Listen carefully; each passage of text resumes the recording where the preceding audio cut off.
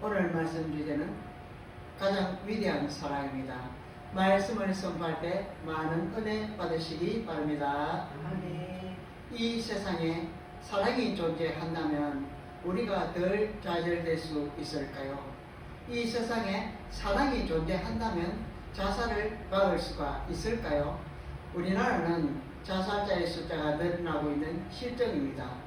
OECD 국가에서 가장 높은 비율을 차지하죠. 자살의 이유는 다양합니다. 삶에 지쳤거나 희망이 없거나 또는 불치병에 걸린 경우도 있지만 어쩌면 더 좋은 삶에 대한 강한 희망이 좌절됐기 때문이라고 볼 수도 있겠습니다. 자살률 세계 1위인 국가가 의미하는 바는 그만큼 우리나라에 희망이 없어 보여서일 수도 있습니다. 자살은 세상의 고통에서 벗어나려고 자신의 삶을 부정하는 것이라고 생각합니다. 세상에 다시 태어나지 않아도 될 정도로 영원히 떠나고 싶다는 뜻이죠. 그만큼 고통이 자신의 삶에 너무나도 온몸에 퍼져서 생각이 마귀에게 지배를 당하는 무서운 병에 걸린 것이죠. 그러나 죽고 싶다는 사람은 어쩌면 그만큼 살고 싶다는 반대되는 마음을 갖고 있을지도 모릅니다. 어쩌면 삶에 대한 애착이 너무 컸기 때문에 그것에 따른 실망과 고통이 컸다고 할 수도 있습니다. 욕심 없이 사는 사람은 실패의 고통도 없어서 자살할 이유도 없죠. 자살하는 사람은 그만큼 삶에 대한 희망, 애착, 기대가 컸다고 볼 수가 있습니다. 경제적인 문제로 자살한 사람은 돈이 충분했다면 죽지 않았을지도 모를 일이죠. 순간적으로 돈이 많은 마음의 위안은 있겠지만 또다시 죽음을 생각하게 되는 것이 반복된 삶의 결과물이겠지요. 잘 살았다면, 더 건강했다면, 빛이 없었다면, 각각의 삶이 괴롭지 않았다면 자살하지 않았을 것이라는 아쉬움과 소망이 남아 있습니다. 따라서 주위의 죽음까지 생각하는 사람들이 있다면 그들이 얼마나 절박하게 살려고 했는지를 이해해주고 헤아줄 필요가 있지요. 그들을 죽음으로 이끄는 것은 살려고 노력하는 가운데 생겨난 고통이지 살려는 의지 그 자체는 아닌 것이죠. 살아있는 한 우리는 살려는 의지 자체를 절대로 부정할 수가 없습니다. 그러나 개인의 소망이 성취되지 않고 노력과 희망이 무의미하게 될 때 끝내 죽음에 이르는 것은 비극입니다. 지옥에 가는 길입니다. 우리는 인생이라는 무대에서 비극적인 인물의 역할을 맡지만 자세히 보면 하루하루 끊임없는 걱정거리로 살아가며 불안해하는 유치한 비극적 배우라는 것입니다. 우리는 인생을 너무 단편적으로 보지 않도록 균형을 가져야 할 것입니다. 인생은 어떻게든 끝마쳐야 하는 과제와도 같죠. 그러므로 끝까지 견뎌내는 것은 그 자체로 대단히 멋진 일입니다. 그렇다면 어떻게 하면 잘 버티고 끝까지 견뎌낼 수 있을까요? 하나님 앞에 선 외톨이로, 말씀 앞에 홀로 선 사람으로, 그 말씀을 나에게 주는 말씀으로 들어야 우리는 살 수가 있는 것입니다. 끝까지 견딜 수가 있다는 것입니다. 말씀 앞에 나를 적나라하게 드러내놓고 말씀을 나에게 곧대로 적용해야 한다는 것입니다. 그러면 내가 말씀 앞에 물음이 되어 곧바로 써야 하고 말씀이 나에게 답이 되어 돌아올 때 내가 다시 그 말씀 앞에 응답해야 하는 상황에 처합니다. 이때 성령이 우리를 있는 모습 그대로 그리스도 안에서 아버지께로 데려가시면 하나님의 자녀로서 우리는 이 땅에서 당당하고도 겸손하게 살아갈 수 있는 은혜를 흠뻑 체험하게 됩니다. 그냥 쉽게 은혜 받을 요람으로는 우리는 세상에서 살아남을 수가 없다는 것입니다. 복음 속에서 하나님 안에서 살아갈 수 있는 그릇을 만들어가는 힘도 능력도 잃게 될 것입니다. 우리는 주님을 아무런 왜곡 없이 정확하게 볼 수 있는 알맞은 자리를 찾아야 합니다. 주님은 어떤 유력자나 영웅으로 도덕 설교가나 종교 창시자로 착각하지 않을 수 있는 올바른 믿음의 자리를 찾아야만 합니다. 이를 위해서 우리가 주님과 만나는 인물들 혹은 그분의 비유들 가운데 한 사람이 서 있는 자리로 다가가야 합니다. 예컨대 요한이 투옥되어 절망적인 물음 속에서 주님을 부르는 자리, 주인의 식탁에서 떨어지는 빵 부실기 외에 아무것도 바라지 않는 가난한 여인이 서 있는 자리, 하나님의 자리에서 만물을 몰아내지 못하고 불행하게 떠나간 부자 청년이 서 있는 자리에 우리도 서 보는 겁니다. 그러면 우리는 귀한 것을 발견하게 될 것입니다. 갑자기 이 모든 인물 속에서 우리 자신의 초상화가 보일 겁니다. 이 모든 이야기에서 우리의 삶의 지도를 그리게 될 겁니다. 성경 인물 속에 나오는 인물들은 다름 아닌 나 자신이고 바로 여러분들입니다. 아버지는 우리를 기다리시는 하늘 아버지입니다. 그렇습니다. 다만 우리는 거울 앞에 서서 마음을 다해 저 사람이 나라는 것을 분명히 해야만 합니다.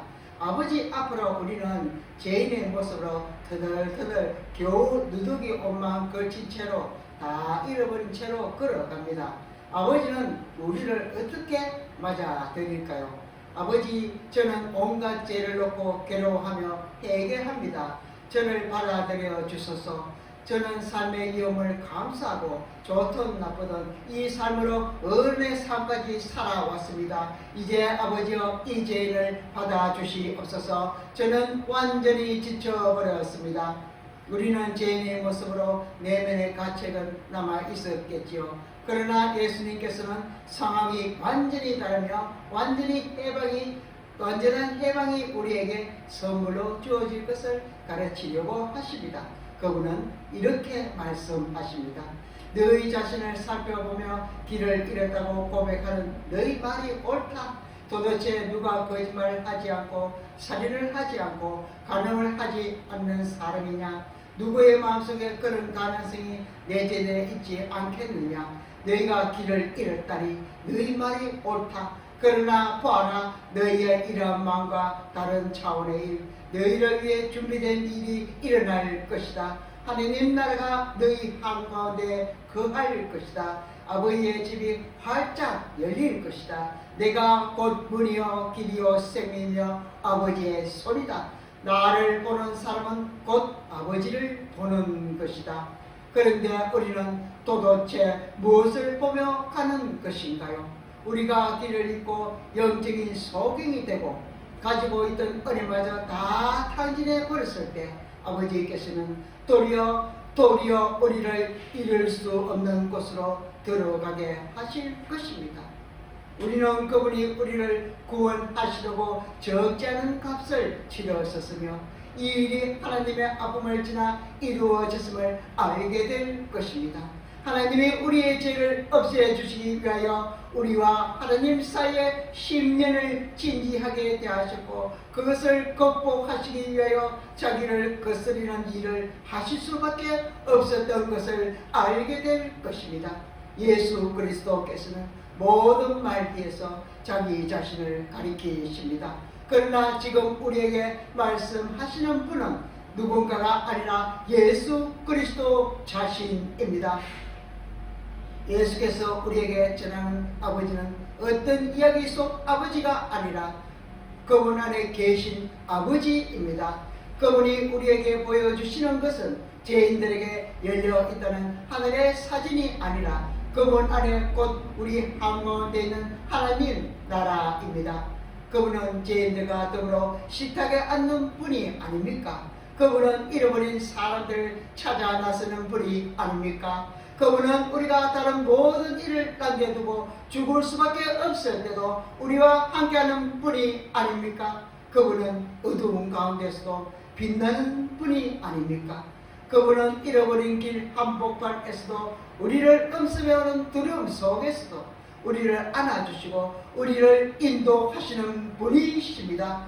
그 세계에 휘몰아치는 청춘을 노화 현상이 차차 뒤쫓기 시작하면 인간은 덕스럽게 바뀝니다.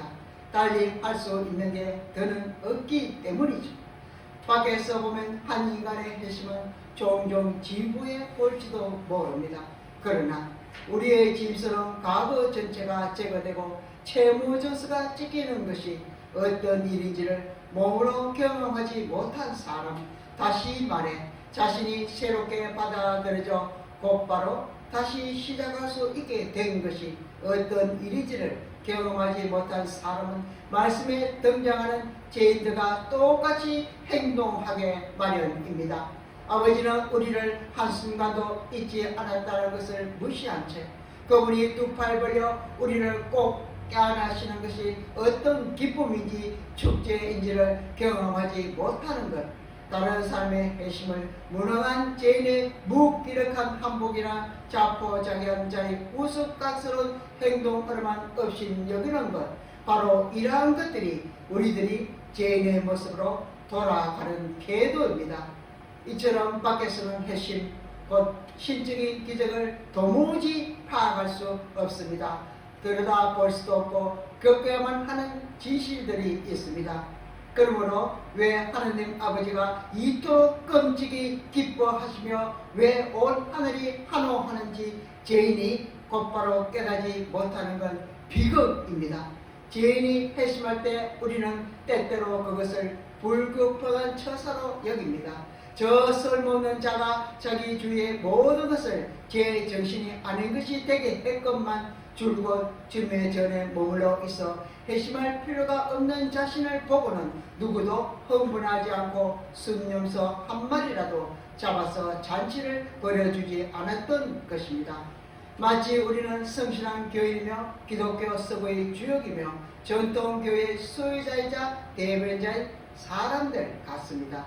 그런데 우리가 정말 의인의 자리에서 살아가는 사람입니까? 아니겠지요. 우리는 의인의 자리에 있는 척하고는 다른 사람들을 비난하고 판단하고 정죄하는 죄인 중에 괴수인 자들입니다. 우리는 죄인의 자리에 머물 수밖에 없지만 의인이 되기 위해서 노력하는 죄인입니다.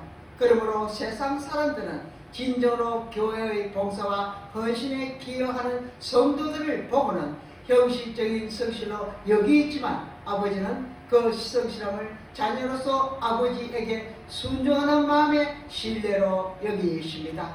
아버지의 이 사랑이 얼마나 넓은지요. 아버지의 사랑은 사람의 연약한 모든 가능성을 끌어안으십니다. 아버지의 사랑은 여러분과 제가 아무리 별난 사람이어도 우리를 마음에 품으시고 보호해 주십니다. 그런데 정말 이상한 점이 있습니다. 흔히 사람들은 아버지 가까이에 있으면 그것이 곧 충만일 거야. 그러면 무력하게 살지 않고 정말로 살게 될 거야. 그러면 삶의 의미와 방향이 생길 거야 라고 생각하는데도 무언가가 부패하기 마련이라는 것입니다. 경건함과 순종은 있는 것 같은데 그 위에 곰팡이가 써져 있고 경직시키는 무언가가 있습니다. 살아가지 않는 것이 자리하고 있어서 그 경건함과 복종을 제대로 기뻐하지 못하게 되는 것이지요. 그렇습니다. 경건한 사람은 많습니다. 그런데 경건한 사람들이 도무지 기뻐하지 않으며 자기의 경건 시간에 조금도 따뜻해지지 않습니다. 그러다가 마음이 약해지면 그들은 무언가를 경험할 수 있는 세상을 남모르게 동경합니다. 물론 그들은 성실하고 진지하고 자발적인 사람들입니다. 그러나 그들이 절대로 하나님을 지루한 분으로 여긴다는 것을 숨길 수 없는 사실입니다. 우리는 공기와 호흡의 관계처럼 우리에게 자명하고 우리 가까이에 있는 것에 대해서는 숙고하지도 감사하지도 않습니다. 오래된 부부의 관계도 마찬가지입니다. 오래된 부부는 서로 익숙한 나머지 서로에게 품은 생각을 그의 말로 표현하지 않고 상대가 여행 중이거나 홀로 공동묘지 앞에 남게 될 때 비로소 그때야 상대가 자기에게 어떤 의미인지를 알게 됩니다. 대다수의 그리스도인도 이러한 관계와 비슷하지 않을까요? 대체로 그리스도인들은 일찍부터 하나님이 계시다는 말을 들었을 겁니다. 그들은 용서받아야 할 죄를 경험하기도 전에 주님의 용서와 화해의 주님에 대해서도 어느 정도 들었을 것입니다. 그러나 용서가 습관적이고 당연한 것이 되면 그것은 은연중에 변질되고 맙니다. 그러면 하나님을 절대 화내지 않는 분으로, 도무지 곡해하지 않는 분으로, 까다롭게 자기를 귀찮게 하지 않는 분으로 이해하게 되겠죠. 그렇지만 하늘을 매번 막았으면 하늘 고무벽이 됩니다. 거기에 달려서 머리를 부딪혀 심하게 다치는 일은 절대로 일어나지 않습니다. 결국 용서의 기적은 시시한 것이 되고 맙니다. 믿음이 더는 기쁨이 아니고 해방도 아니다는 걸 깨닫는데 엄청난 통찰력이 필요한 것은 아닙니다. 우리가 아빠, 아버지라고 말할 수 있고 나의 주, 나의 하나님이라고 말할 수 있는 것이 진정한 기적이고 선물이며 결코 당연한 것이 아님을 잊는다면 이 모든 것을 더는 경험할 수 없게 될 것입니다. 그게 무엇이든 아프고 괴로운 양심을 안고 떠도는 것, 무의미한 공함에 시달리는 것, 우발적 사고와 운명의 감시를 받는 것, 남 모르는 의무들에 묶이는 것, 그런 다음 다시 눈을 들어 아버지의 마음과 살아계신 구원자를 모시는 것, 이 모든 것을 더는 경험할 수 없게 됩니다. 이 모든 것이 당연한 것이 아님을 잊는 것은 우리 믿음의 죽음이 될 수도 있습니다. 반드시 세상에 가야만 호되게 살면서 죄를 지어야만 이 헬스의 기적을 경험할 수 있는 것은 아닙니다. 매일 아침 기도 시간에도 우리는 하나님과 대화할 수 있습니다. 그분이 우리의 기도를 들으시겠다고 약속하셨습니다. 그러므로 우리가 마음의 모든 짐을 그분 앞에 내려놓을 수 있다는 사실에 감사하면 그것으로 충분할 것입니다. 그렇지만 인간은 죄의 거를 통해서 하나님의 사랑으로 되돌아갈 수 있다는 것은 인간이 엄청나게 멍청하고 어리석은 죄의 산물이기 때문이죠. 우리가 태어날 그 순간부터 가지고 있는 원죄는 우리의 죄성이 우리를 지옥으로 이끌고 갈 수도 있다는 것을 알지 못한다면 어떻게 될까요? 예수님의 십자가 사랑의 대수감을 깨닫지 못하고 경험하지 못한다면 우리는 영원한 고통 속에서, 지옥 속에서 후회할 겨를도 없이 그렇게 지옥의 불 속에서 불타 들어갈 것입니다. 그래서 늘 주님을 사모하고 갈망하면서 매일을 감사함으로 살아가야 한다는 것입니다. 제대로 감사하는 법을 배우려면 나에게 일어난 기적이 어떤 것인지를 곰곰이 생각해야 합니다. 감사와 기쁜 생각은 서로 긴밀한 관계가 있습니다. 이 둘은 한 쌍임으로 분리되어서는 안 됩니다. 이 둘 모두가 날마다 우리가 수행해야 하는 신앙 수련입니다. 그리고 우리는 한 가지를 더 수행해야 합니다. 바로 예수님의 사랑을 말이죠. 예수를 전혀 알지 못하는 이웃 사람들에 대해서도 깊이 생각하는 것입니다.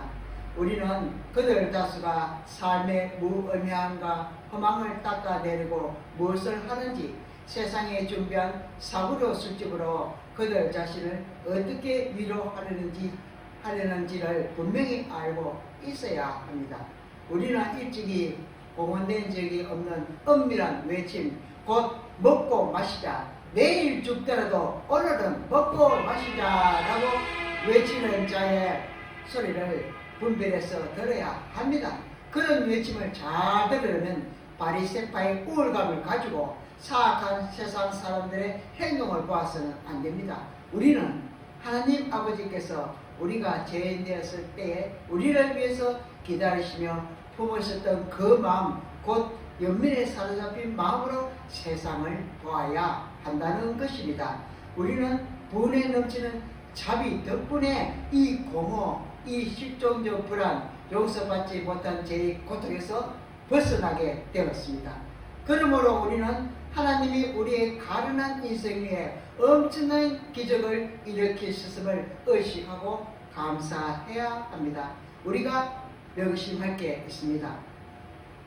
그리스도인이라는 우리의 신분에 일어날 수 있는 최악의 상황을 우리가 그리스도인이라는 신분으로 당연한 것으로 여겨 날마다 날고 해지게 하는 것입니다. 감사하는 사람만이 하나님의 부성애의 기적을 생각할 수 있습니다. 이 기적을 생각하는 사람은 그리스도인의 신분이라는 거룩한 샘물을 놓치지 않습니다. 그는 자신의 주님이요 구원자신 분에 대한 생생한 기쁨을 밤낮으로 유치합니다. 우리는 이 모든 것에 단순한 생각이나 습관이 아니라 생명이고 충만이며 기쁨임을 알아야 합니다. 이렇게 이해하지 않는다면 바울이 고통스럽고 비참한 감동 상태에 있으면서도 그득그득 기뻐하라고 촉구한 것을 우리가 어찌 이해할 수 있겠습니까? 그의 서신 전체에 거세게 움직이며 흐르는 생명력을 어찌 알 수가 있겠습니까? 바울을 이해할 때 중요한 것은 그가 기독교를 일반적인 세계관으로 여기지 않았다는 사실입니다. 그는 조금 더 당연하지 않는 삶, 곧 기적 같은 삶을 살았음에도 불구하고 이 기적인 당연한 것으로 삼지 않았습니다. 이전에 그는 그리스도를 박해하고 정한 사람이었고 뜨거운 열성과 저돌적인 움직임으로 그분에게 반항한 사람이었지만 박해하는 그리스도인께서는 놀랍게도 그에게 반격을 가하지 않으셨습니다. 그분은 그를 집으로 데려오시는 분, 곧 자비롭게 나무라시는 분으로서 그의 길을 가로막으셨습니다. 그래서 그가 정원한 악마의 지배 아래서 급히 벗어날 수가 있었던 것입니다. 우리가 하나님 아버지의 사랑에 감동하고 물들어서 이 사랑을 누구에게 베풀 수 있는지를 돌아볼 때만 곧 어떤 상처로 남몰래 피눈물을 흘리는 동료에게, 선한 충고가 필요한 이웃에게, 남이나 다름없게 되어 배려하며 우리가 알지 못하는 문제로 괴로워하는 미성년자에게 이 사랑을 베풀어야 할 것입니다. 우리 하나님 사랑의 마음을 말이지요.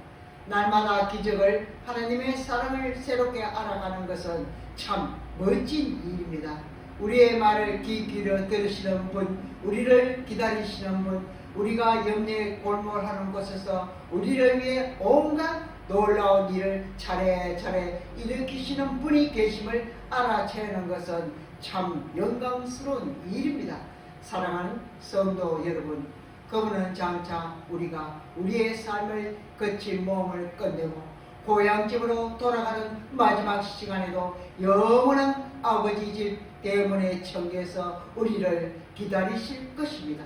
성부 하나님 그분이 우리가 성자 하나님이신 예수와 더불어 영원토록 대화할 수 있는 곳으로 우리가 지금 여기서 맛보기 시작한 평화가 우리를 감싸는 곳으로 우리를 인도하실 것입니다.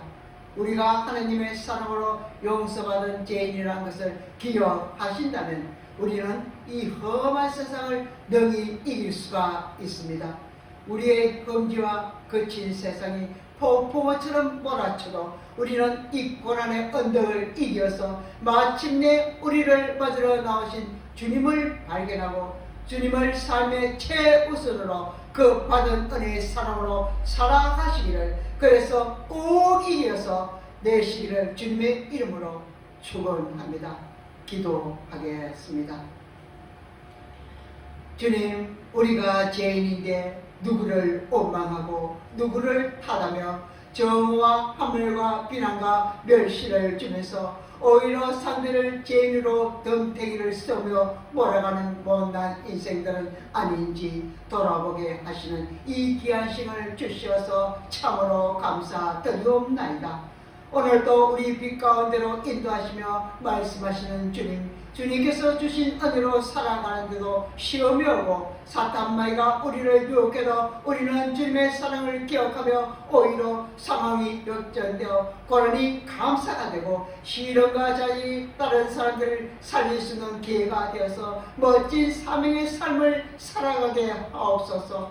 우리의 죄를 용서하신 주님께 빚진 우리들은 다른 사람의 잘못도 우리가 용서하라는 신앙 고백의 말씀을 들며 배우며 깊이 마음에 새겨서 삶을 살아갈 수 있는 시간들을 채워주실 줄로 믿사옵나이다. 오늘 이 부족하고 미련한 종이 주님의 말씀을 감히 깨어나였나이다. 이 종을 사용하시는 주님의 사랑에 늘 감사드리오며 말씀의 씨앗을 뿌려 60배 100배의 기적의 3들의 주인공들이 다 되게 하실 줄 믿고 말씀 치유의 능력을 주시는 주님의 새싹들이 되게 하실 줄을 믿고 예수님 이름으로 기도 올려드리옵나이다.